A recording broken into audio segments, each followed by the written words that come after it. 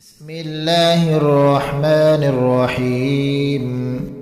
شروع اللہ کا نام لے کر جو بڑا مہربان نہایت رحم والا ہے۔ قل یا ایہا الکافرون، اے پیغمبر صلی اللہ علیہ وآلہ وسلم کہہ دو کہ اے کافرو، لا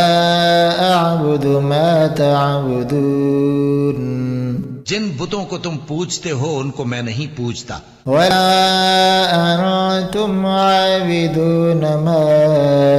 اعبد، اور جس معبود کی میں عبادت کرتا ہوں اس کی تم عبادت نہیں کرتے، ولا